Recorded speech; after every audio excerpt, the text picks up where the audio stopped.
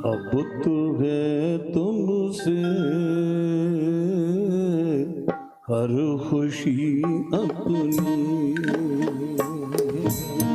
अब तो है तुमसे हर खुशी अपनी, अब तो है तुमसे हर खुशी अपनी, अब तो है तुमसे हर खुशी अपनी। तुम पे कुर्बान है जिंदगी अपनी, हो अब तो है तुमसे हर खुशी अपनी। तुम पे कुर्बान है हर खुशी अपनी, अब तो है तुमसे हर खुशी अपनी। तुम पे कुर्बान है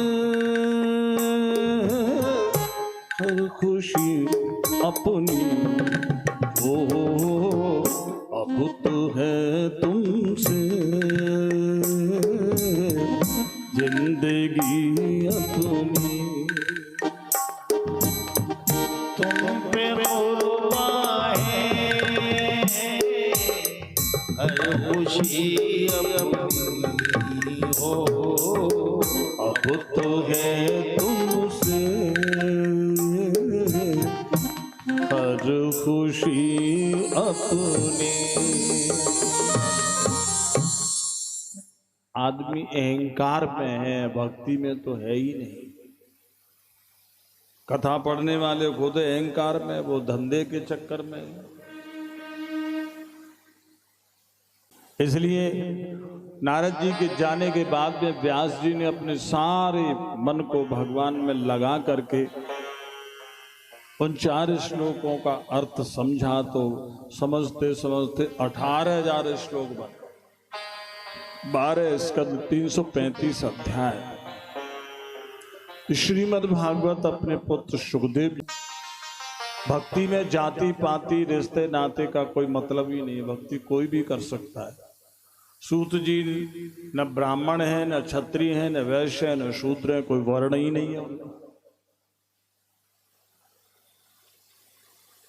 सूत कहते हैं जिसकी मां अपने बच्चे को समाज के डर के मारे फेंक दे, जैसे कुंवारी मां हो, कुंवारी मां बन जाए तो समाज में कितनी बड़ी कलंक है, वो उस बच्चे को फेंक दे, और बच्चे को कोई पाल ले तो उसको कहते हैं सूत पुत्र। न ये ब्राह्मण होते हैं, न क्षत्रिय होते हैं, न वैश्य होते हैं, न शूद्र होते हैं। माँ बाप का ही नहीं पता है तो वर्ण कहां से बने, जाति कहां से बनेगी। तो व्यास गद्दी पर कोई जाति की नहीं है, सूत जी को बिठाया, व्यास जी ने बिठाया, और ब्रह्मा के दिए हुए चक्र की नेमिया शीर्ण हुए स्था नेमी शारिण्य में 60,000 महर्षियों ने सूत जी को व्यास गद्दी पर बैठाया। बोलिए श्री सूत जी महाराज की। उन्होंने विचार किया कि हमें शांति कैसे मिलेगी, तो 18 पुराणों की कथा सुनने के लिए उन्होंने शौनक जी को मुख्य श्रोता बनाया, क्योंकि कथा कहने के लिए कोई प्रश्न करने वाला, हाँ हूं कहने वाला भी तो हो। शौनक जी मुख्य